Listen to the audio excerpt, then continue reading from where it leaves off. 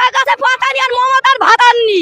আমি প্রশাসনকে আমরা অনুরোধ করছি এই দুজন মহিলাকে অবিলম্বে গ্রেফতার করে তাদের সেটা হলো ওনার ভাষাটা হয়তো এরকমই হয়েছে, পাড়া গ্রামের ভাষা যেরকম হয় সেরকম, কিন্তু অ্যাকচুয়ালি তো মমতা ব্যানার্জির স্বামী নেই, সেই কথাটাই ও বলতে গিয়ে অন্যরকম ঘুরিয়ে বলেছে।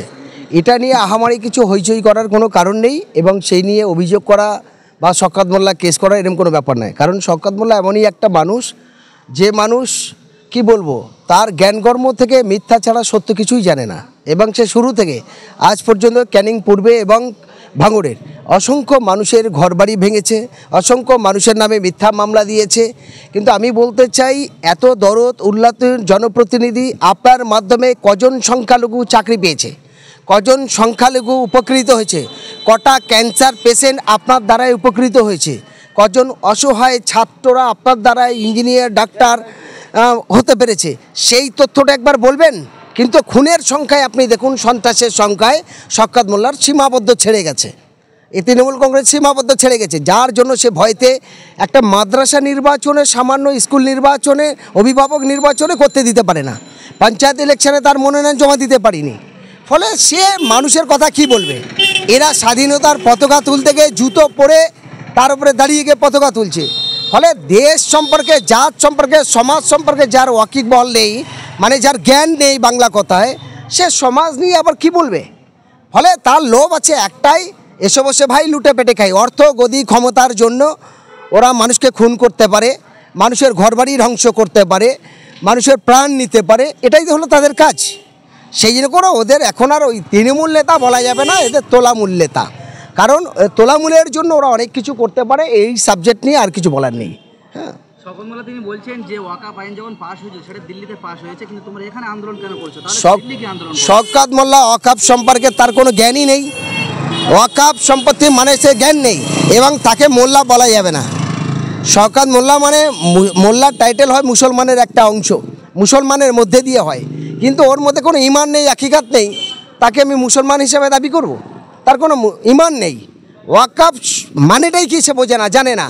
আরে ভাই, এই বাংলার মানুষ ভোট দিয়েছে, এই বাংলার মানুষের মধ্যে দিয়ে স্বাধীনতা সংগ্রামী রাস্তা দেখিয়েছে, এই বাংলার মানুষের লড়াই সংগ্রামের মধ্যে ভারতীয় সংবিধান তৈরি হয়েছে, সেই সংবিধানটা পবিত্র কোরআনের মধ্যে, কোরআনের মতো আজকে তাকে অপমানিত করবে? এটা তো দুর্ভাগ্যের বিষয়।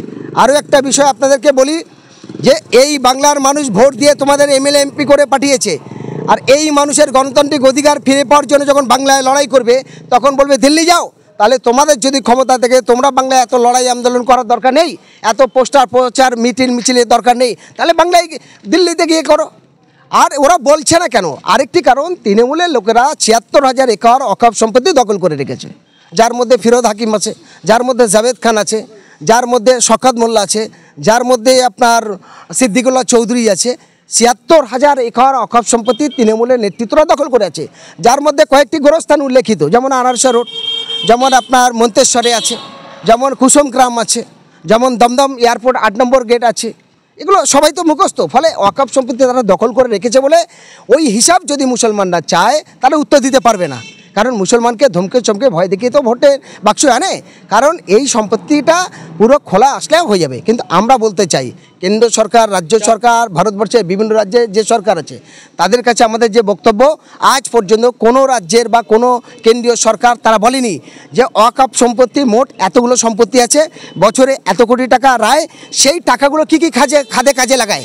ওই ইমামদের ভিখারির মতো ভিক্ষা দেওয়া ২,৫০০ ৩,০০০ টাকা নয়। দুর্গাপূজার প্যান্ডেলে যদি ১,১০,০০০ টাকা দিতে পারে, তাহলে ইমাম মুয়াজ্জিনদের জন্য এই ওয়াকফের টাকা কেন ২,৫০০ ৩,০০০ টাকা, কেন ১৫,০০০ ২০,০০০ টাকা পাবে না? বিষয়টা এই জায়গা, যে দুর্গাপুজোর টাকাটা দেওয়া হচ্ছে সেটা কিন্তু ওয়াকফের টাকা, সেটা কোথায় থেকে যাচ্ছে? তাহলে এই কার টাকা নিয়ে কার দিচ্ছে? মার টাকা নিয়ে মাসির দিয়ে খালার কাছে গল্প, এই জিনিস চলবে না। আমাদের বক্তব্য ক্লিয়ার, আপনি যেখানে যে দান সৎকার করছেন আপনার ব্যক্তিগত ব্যাপার। বাংলার মানুষ অনাহারে আছে, বাংলার মানুষ কাজ পাচ্ছে না, বিভিন্ন রাজ্যে প্রাণ যাচ্ছে, বাংলার মানুষের শিল্প নেই, বাংলার ছেলেদের, শিক্ষিত ছেলে মেয়েরা রাজপথে ধর্ণা দিচ্ছে চাকরির জন্য, প্রত্যেক দিন আহার বাড়ছে, অত্যাচার বাড়ছে। ফলে সেই জায়গাটা কভারেজ না করে ওয়াকফের নামে মানুষকে মুডটা ঘুরিয়ে অন্যদিকে দিতে চেয়েছে, এই জিনিস হয় না। আমরা সবাই জানি ইংরেজি ৯, ওই ইংরেজির ৯-এর মাথাটা যদি নিচে ঘুরিয়ে দিই তাহলে ৬ হয়, আর উপরে তুললে ৯ হয়। বিষয়টা এরকম একটা জায়গা। আপনার সাথে তিনি বলছেন যে এই যে ওয়াকাফ সম্পত্তিতে যে 3000 টাকা করে যে মাইনে দেওয়া ইমামদেরকে, এই ইমামদেরকে 3000 টাকা মাইনে তাদের গোলাম হিসেবে রেখেছে এবং তাদের সত্যের জন্য তারা প্রতিবাদ করছে। একদম একদম তাই। এবং ইমাম কাউন্সিলের নামে প্রায় 39টা সংগঠন, অবাক ব্যাপার, পশ্চিমবঙ্গে 39টা সংগঠন, বেশ কিছু আছে তৃণমূলের ছত্রছায়ার মধ্যে। যারা ছত্রছায়ার মধ্যে আছে, আরিস খান থেকে তামান্না থেকে সাবির মল্লিক থেকে আর আবু সিদ্দিক পর্যন্ত এতগুলো পিটিয়ে হত্যা হলো, এত লুট হলো, এতগুলো অত্যাচার চলছে, একটাও ইমাম তারা রাস্তা নামতে পেরেছে? বলতে পারছে না। ফলে আমরা তার বিরুদ্ধে কলকাতার রাজপথে সারা বাংলার মানুষের বারবার আওয়াজ দিচ্ছি। ভোটটা এসছে কেন? পঞ্চায়েত ইলেকশনের মানে কি?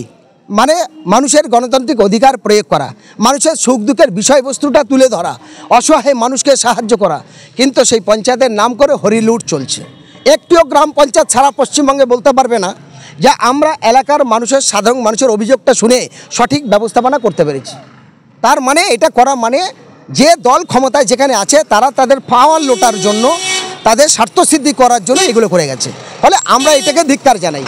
তার বিরুদ্ধে আমাদের লড়াই, তার বিরুদ্ধে আমাদের সংগ্রাম। আমরা সামাজিক সংগঠন, মানবাধিকার সংগঠনের পক্ষ থেকে, তাই তো আমরা যখন সিপিএমের সীমাবদ্ধ অত্যাচার ছিল সেদিনকে কিন্তু মমতা ব্যানার্জি একার শক্তিতে আসতে পারেনি। তখন 17টা অরাজনৈতিক সংগঠন এবং বিভিন্ন ছোটোখাটো রাজনৈতিক দল নিয়ে একটা ফান্ড করেছিল। 2009-এর আগে ভালো করে জানতে হবে, 2008-এর শেষের দিকে সেই ফান্ডের নাম দিয়েছিল প্রগতিশীল গণতান্ত্রিক ফান্ড। আজকে তৃণমূলের নেতারা ভুলে গেছে যে ওদের তৃণমূলের শক্তিতে এসছে না, শুধু ওদের দলের একার শক্তি এসছে না, বিভিন্ন গণসংগঠন গিয়ে ফান্ড করেছিল। ফলে আমরা তাই আবার এই ইন্টারনেটের যুগে, মডেল যুগে 2026 নির্বাচনে আমরা চাইছি যে বাংলায় এবং দিল্লি এই দুটো ফুল, টাকার এপিট আর ওপিট, পদ্মফুল আর ঘাসফুল দুটো একই, এই দুটোর পরিবর্তন চাইতে যে সমস্ত মানুষকে নিয়ে ঐক্যবদ্ধভাবে ধর্মনিরপেক্ষ ঐক্য জোট হোক, তাতে মানুষের সরকার তৈরি হোক।